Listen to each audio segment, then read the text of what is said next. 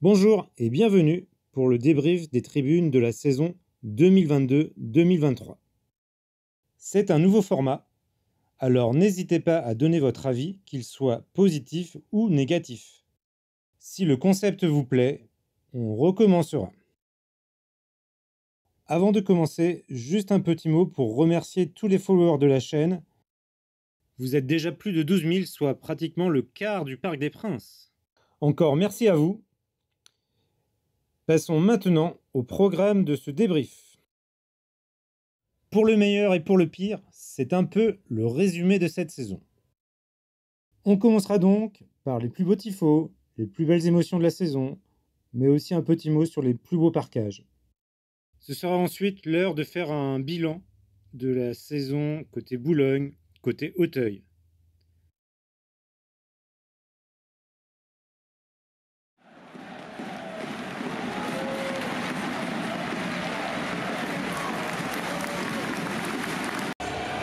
Le plus beau tifo de la saison, c'est assurément celui contre la Juventus de Turin en Champions League. Pour ce premier choc de la saison, on peut le dire, le Cup nous en a mis plein les yeux. Féerique, magique, c'est un peu ce qui ressort de ce tifo. On vous laisse admirer.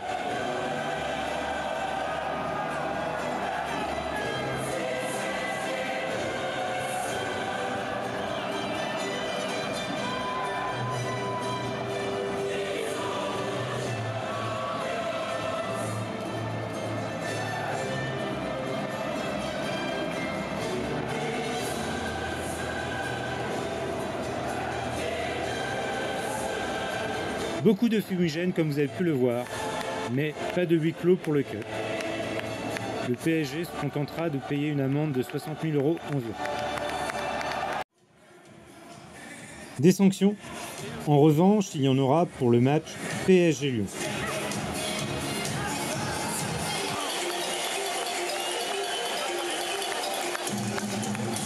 Le Cup célébrait les 15 ans de la Casse et on a eu droit à un festival de tifo gigantesque, énorme. Beaucoup d'ingéniosité durant cette soirée, mais aussi sur le match précédent avec ce tifo QR code qui annonçait cette grande fête. Ce match restera mémorable pour ce spectacle. Par contre, au niveau du terrain, on a déjà oublié le résultat. Ce tifo représente les différentes amitiés de la Cassos Team avec d'autres groupes d'ultras. De gauche à droite, les Irréductibles de Toulon, les Ultras de la Juve Stabia, un club de la banlieue napolitaine, et pour terminer, les Ultras du Napoli en bleu.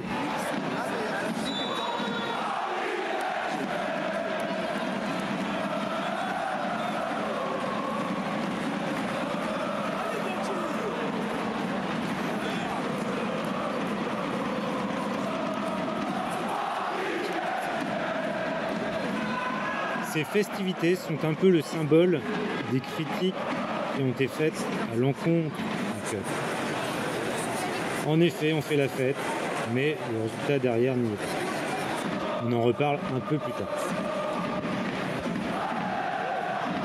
Il y aura beaucoup de craquage durant cette rencontre, ce qui conduira à quelques sanctions. La première, un huis clos partiel pour la réception de Lens. Bien dommage pour la finale du championnat de France.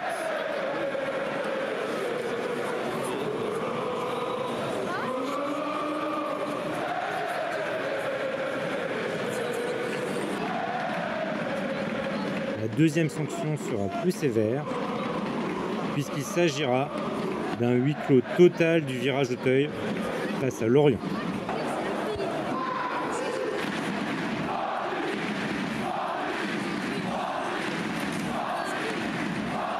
Une énième défaite logique face aux Lyonnais, mais il ne fallait surtout pas quitter le stade trop vite. En effet, le bouquet final était splendide.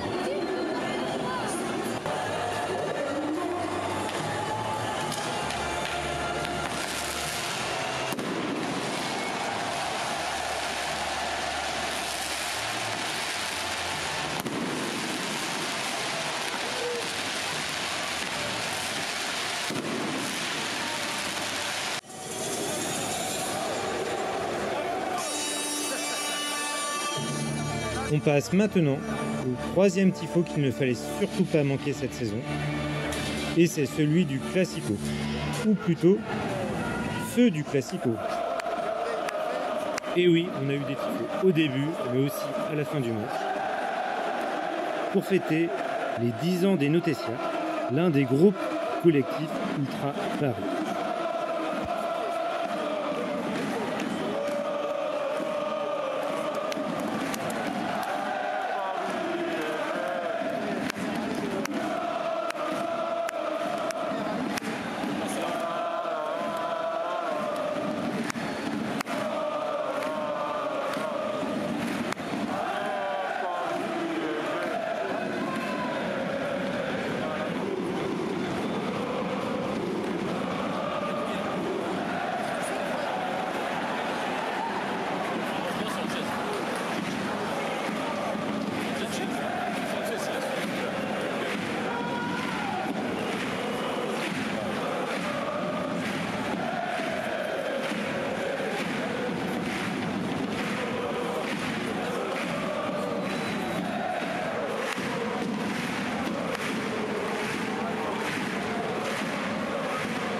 Qui dit Classico dit forcément craquage de fumigène.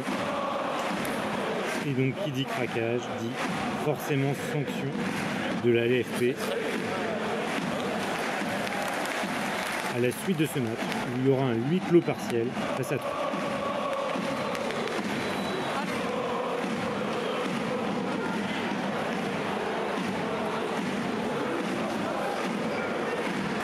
Mais sans regret, puisque ce fut l'une des meilleures ambiances de la saison. Et pour les followers de la chaîne, c'était même l'ambiance à ne pas rater.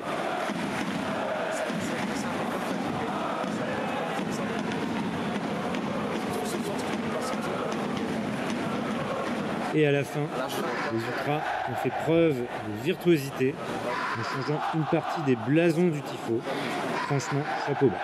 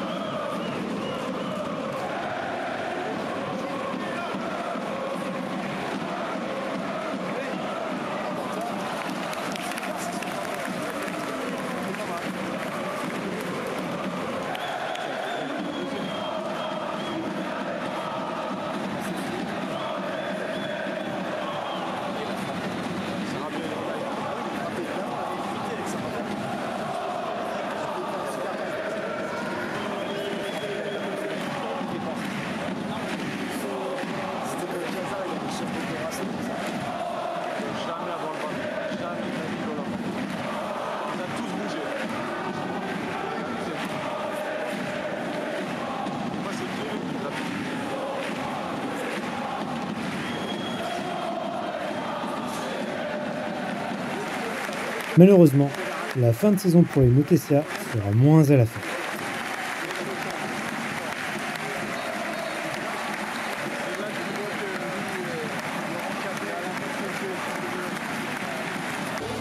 Enfin, dernier tifo hors norme de la saison, c'était celui face au Bayern. Un tifo XXL, partait du virage Auteuil pour aller jusqu'à la tribune Paris. Malheureusement, le coup de poing n'a pas été assez fort et les Bavarois sont repartis avec les 3 points. Voilà, c'était la sélection des meilleurs tifos de la saison. Une sélection forcément subjective, donc n'hésitez pas à dire lesquels vous aviez préférés dans les commentaires. Il y a eu beaucoup moins de tifos cette saison que par le passé, mais ça s'explique facilement. À cause de la Coupe du Monde, on a eu droit à des matchs tous les 3 jours quasiment, avant et après cette Coupe du Monde. Donc forcément, les Ultras ne pouvaient pas être au parc et à l'extérieur. et en même temps faire des tifos.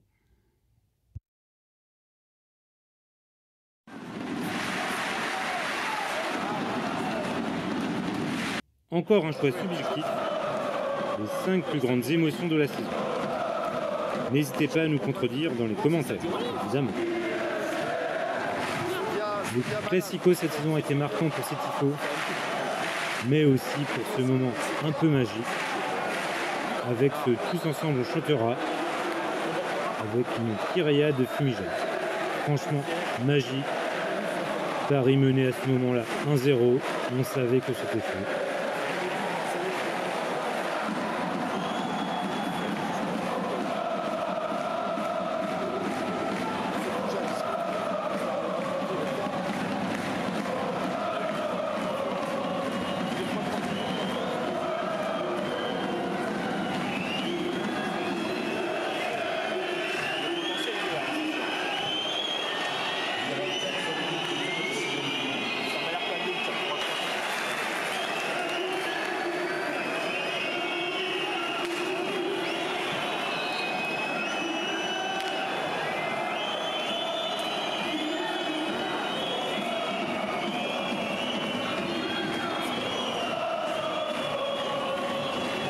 Un moment inoubliable.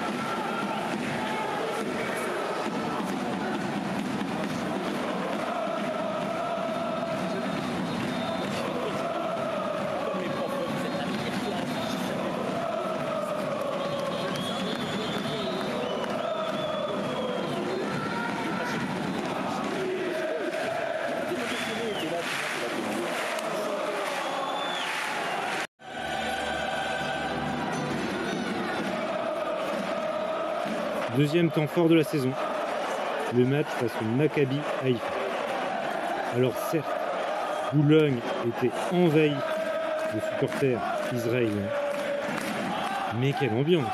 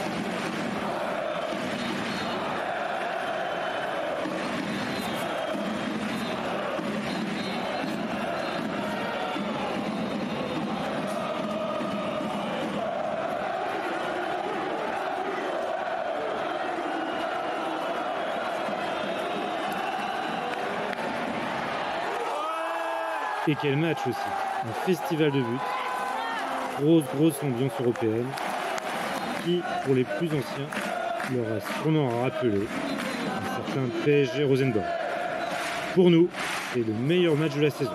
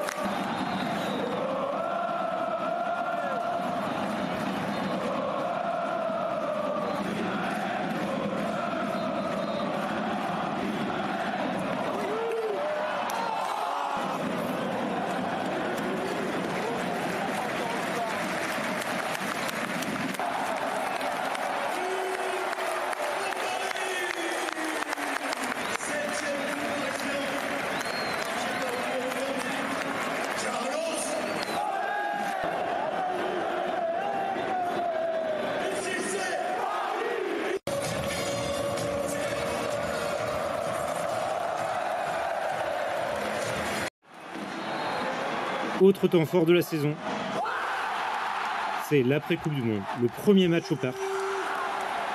Kylian voulait absolument rejouer pour oublier cette défaite amère. Et que se passe-t-il? Il marque à la dernière minute sur penalty. Le parc explose, Kylian explose. Un vrai temps fort.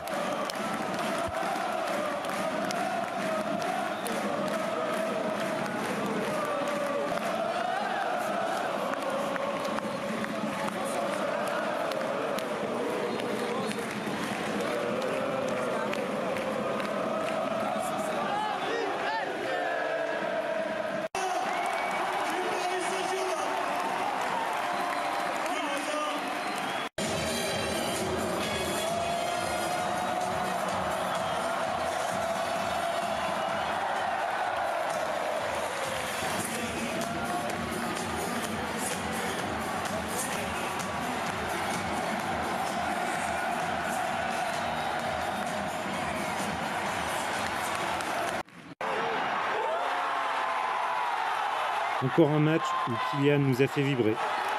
C'est celui où il bat définitivement le record de Cavani avec 201 buts. C'était face à Nantes.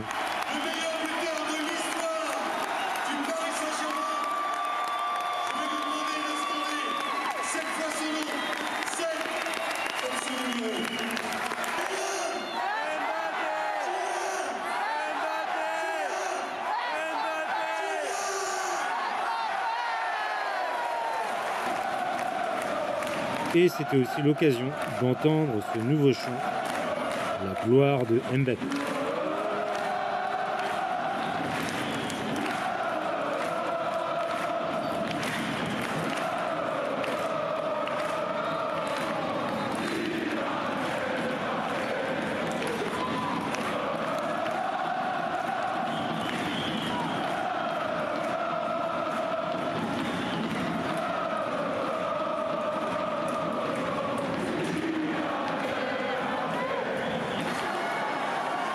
Merci d'accueillir celui qui est désormais le meilleur buteur de l'histoire du Paris Saint-Germain, votre numéro 7, Monsieur Kylian Edinson au Vélodrome, c'était spécial, c'était important. C'était important de remettre l'église au centre du village. L'avenir, c'est quoi? Tu te vois où maintenant? Où vas-tu mettre le curseur? Toujours plus haut. Tant que c'est ici, je pense qu'il n'y aura pas de problème. Le fait de mettre le 200e à Marseille sur la terre ennemie, je pense que c'est bien.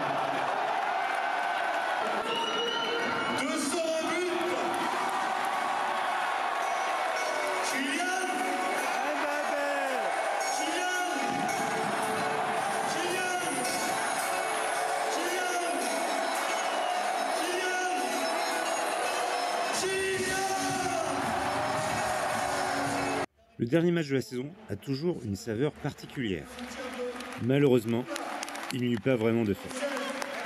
En effet, une semaine plus tôt, notre second gardien, Sergio Rico, se blessait gravement lors d'un accident de cheval.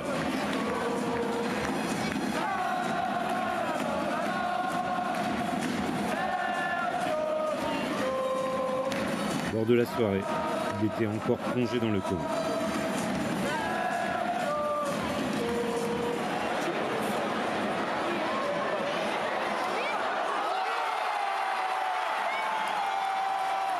C'est la 16e minute. Vous avez compris le soutien. Sergio Rico.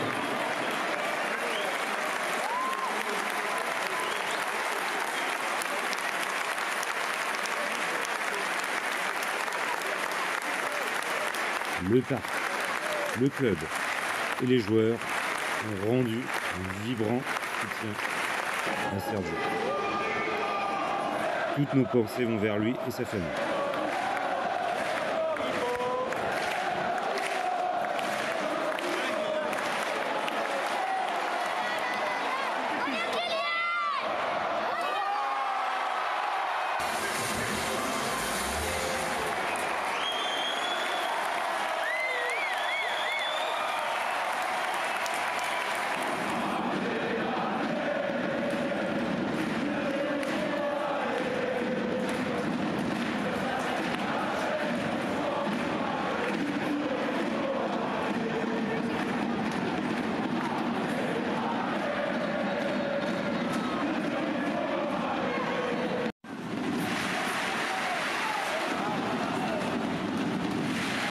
Les parkages, quant à eux, ont été bien animés tout au long de la saison.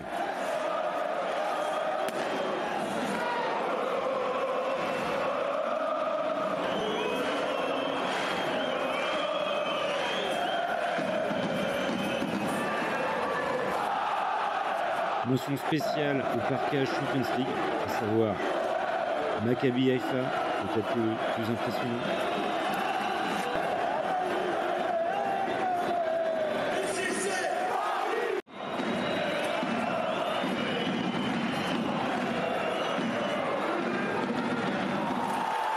Derrière, Benfica et Bayern, c'était du costaud aussi.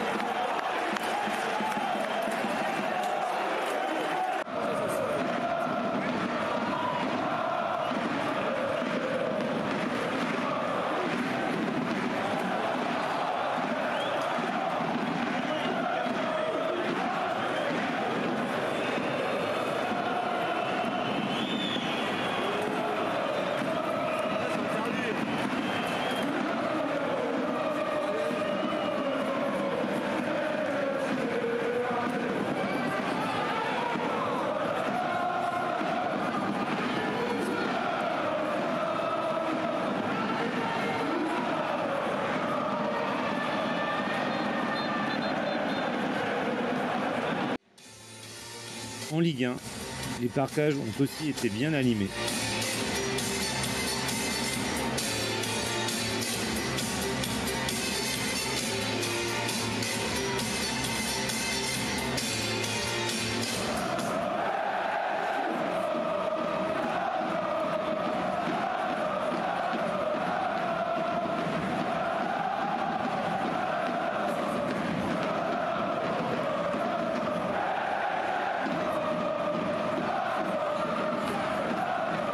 On retiendra particulièrement les prestations des ultras nantais et lensois.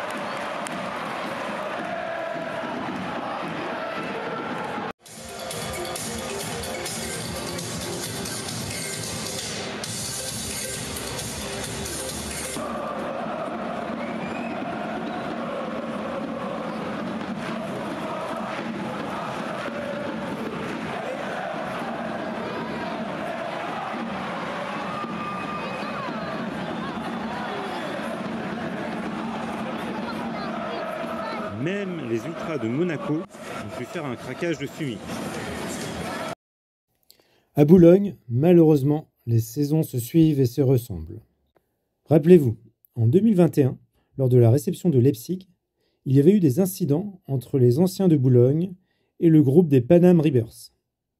Ces derniers s'étaient fait subtiliser leur matériel et avaient été contraints de s'autodissoudre. Dans la foulée, le PSG avait décidé d'exclure les deux autres groupes d'ultras de Boulogne. On espérait que ces mesures seraient temporaires. Malheureusement, on est encore allé un peu plus loin, avec interdiction de se regrouper, mais ça c'était déjà le cas avant, interdiction d'amener du matériel, des drapeaux, ce genre de choses, et, cerise sur le gâteau, interdiction de s'habiller en noir, car le noir est synonyme de tenue des ultras. Ça sent donc vraiment la fin des ultras côté Boulogne. Et évidemment, les ultras adverses en ont profité, notamment en Champions League, où on a vu des Portugais ou des Israéliens envahir la tribune Boulogne. L'humiliation. En face, à Auteuil, la saison n'a pas été très bonne. Il y avait 7 groupes qui constituaient le collectif Ultra Paris en début de saison. Ils ne sont plus que 4. Tout a commencé avec le groupe Porte 411. L'an passé en Coupe de France, lors d'un match opposant le Paris FC à l'Olympique Lyonnais à Charléty, certains de leurs membres avaient été accusés de participer aux échauffourées. Le groupe avait alors été exclu du Parc des Princes. Cette saison, le coup fatal a été donné par le gouvernement puisque le groupe a été dissous. Leurs anciens membres auraient pu rejoindre le collectif Ultra Paris, mais au vu du communiqué de cet été, il semble y avoir eu aussi des divergences entre les membres de la porte 411 et le Cup. Fin 2022, un autre groupe a disparu des travées du Parc des Princes. Il s'agit des LPA. Peu d'infos sur le sujet. Certains parlent de divergences avec le Cup. En fin de saison, très grosse surprise. En effet, les Notesia ont décidé d'arrêter leur activité. Cette situation se voulait à la base temporaire. Mais dans un communiqué diffusé cet été, elle devient définitive. Un communiqué qui d'ailleurs explique principalement les raisons des divergences avec les décideurs du Cup. Les Notesia leur reprochent d'avoir perdu leur mentalité d'ultra. Un message probablement destiné à Romain Mabille, le leader de la Cassos Team et surtout du Cup. Car certains lui reprochent parfois de ne pas être assez virulent face à la direction du PSG. Mais a-t-il vraiment le choix si l'on veut continuer à voir des ultras dans le Parc des Princes? La réaction du Cup n'a pas traîné, puisque 2 jours plus tard, dans un communiqué, le Cup prenait acte de cette décision des Notesia, mais faisait aussi une allusion à un changement de comportement de certains leaders des Notesia et au retour de tendances hooligan. Cette séparation fut, semble-t-il, très douloureuse. Un autre problème a émergé cette saison. C'est celui des chants des ultras. Certains fans du PSG leur ont reproché d'être totalement déconnectés de la réalité du terrain. D'ailleurs, certains followers de la chaîne également. Ces critiques comparaient même ces chants à une chorale. Le point d'orgue de ce sentiment a probablement été le match PSG-Lyon où, d'un côté, les Parisiens étaient vraiment mauvais sur le terrain et ont d'ailleurs perdu, et dans les tribunes, c'était la fête pour les 15 ans de la Cassos Team. Après, à la décharge du Cup, quand tu mets des semaines et des semaines à préparer de tels tifos, c'est trop rageant de ne pas les dévoiler au Parc des Princes. Quoi qu'il en soit, ces critiques ont semble-t-il été entendues par le Cup, puisque sur les derniers matchs de la saison, on sentait un virage plus hostile vis-à-vis des adversaires, avec beaucoup plus de sifflets, et le capot n'hésitait pas à interrompre les chants pour soit siffler les adversaires ou encourager les Parisiens. Pour finir sur les tumultes de la saison côté Auteuil, un petit mot sur la grève qui a eu lieu en fin de saison. Début mai, après une longue série de résultats décevants, le Cup décide de se mobiliser et de manifester devant la factory du PSG. Les quelques 200 ultras présents vont y réclamer notamment la démission de Nasser, les départs de joueurs emblématiques comme Messi, Neymar et même Verratti, et aussi le départ du coach Christophe Galtier. À cela s'ajoutent des demandes pour revoir le système de billetterie Ticket Place, le retour du maillot Echter et surtout le refus de quitter le Parc des Princes. En parallèle de ce mouvement, des supporters parisiens vont manifester devant le domicile de Neymar où ils vont réclamer son départ. Une action condamnée par le Cup. Le dialogue est rompu entre les ultras et le club qui décide de leur interdire le déplacement à Troyes. Dans la foulée, le Cup décide de cesser toutes ses activités, y compris pour les matchs de football féminin et de hand. Une grande première. Cette grève sera finalement de courte durée, puisqu'une semaine plus tard, tout semble rentrer dans l'ordre. En effet, le Cup aura quelques concessions par rapport à leurs requêtes. Le retour du maillot Echter sur la saison 2024-2025 et une refonte du système Ticket Place dans le virage Auteuil pour éviter la spéculation sur le prix des places. Au final, au Parc des Princes, un seul match fut concerné par cette grève des ultras, c'était face à Ajaccio. Voilà, vous avez eu un aperçu de ce qu'il s'est passé dans les tribunes sur la saison 2022-2023. Maintenant, place à cette nouvelle saison, et ça commence dès samedi face à Lorient. Allez Paris!